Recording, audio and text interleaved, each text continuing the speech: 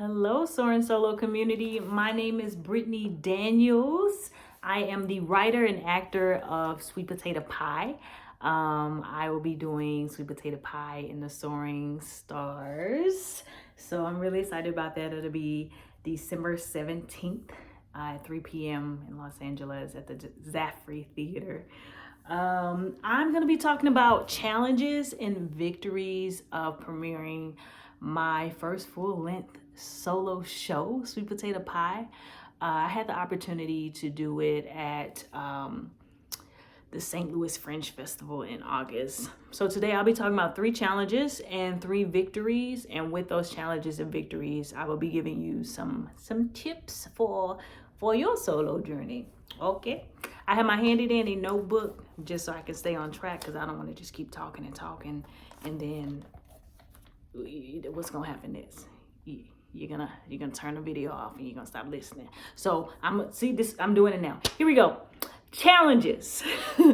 Number 1, the time it took to prepare it, y'all. It was a lot going on around the time that I was rehearsing.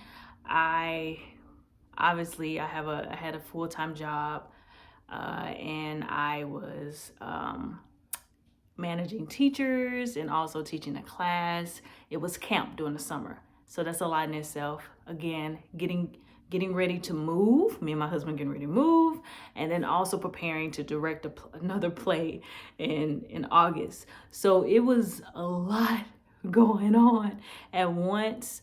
I would say whenever it comes time for you to do your solo play, that you think about the timing and what you have the capacity to do. I feel like that's really important.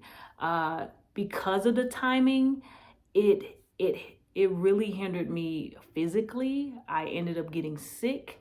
I also ended up having a muscle spasm that took me out for about 2 weeks. I literally could not move. And my play deals with moving. I'm dancing, I'm getting up and down, all kinds of things.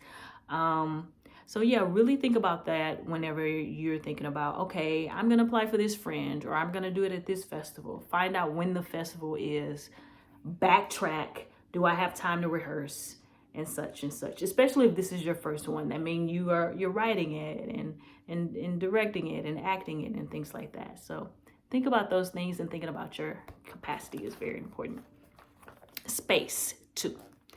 So where I was rehearsing, my husband and I stayed at a artist housing. So in that artist housing is apartments, beautiful apartments, and they also have rehearsal rooms, which is a blessing. It's free for anyone that lives there, which is great. Huge rehearsal room that I used. Thing is, the stage was not the same size as the rehearsal room, Brittany. Got to the stage for tech, and it dawned on me that I have been rehearsing this play, and this stage is way smaller than what I've rehearsed it in. So I had to backtrack, and I had to think about, what can I cut as far as the movement. There's a movement section in my play. What do I need? What do I not need? And just take small movements. So I would say be willing to be flexible and adjust, because you have no idea. Yes, your play is going to be going in different places, but when you rehearse it, keep that in mind. And then also, if it's your first time, try to get pictures of where it's going to be. Get the dimensions. What kind of stage is it? My stage was kind of like a high rise, so it moved a lot. So do I want water here? Do I want open water? I had to, instead of having open water, I had to make sure I got closed water, because I didn't want it to waste, because if the beam started moving and stuff like that. So really think about those things, be observant of those things. And if you have an opportunity to walkthroughs, do your walkthroughs as well. That's really important. What else? And the last one is, that was a challenge for me, is having multiple hats. That was a lot. The actor, the writer, advertising, the tech, making the cues and stuff in my play. Like, it was things that I missed, because I come from a an actor. Like, I'm like, okay, I had a play. Let me memorize the lines. Let me do me. No, boo.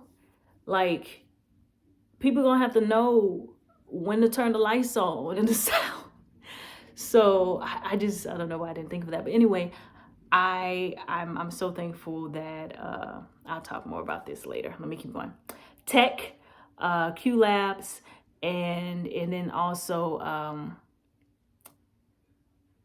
make sure you have someone by your side. I'm getting into your tip right now. Someone by your side that can like help you when it's your first time, which lead me to my victory. 2 words. Jessica Johnson. Y'all, I am so thankful for her.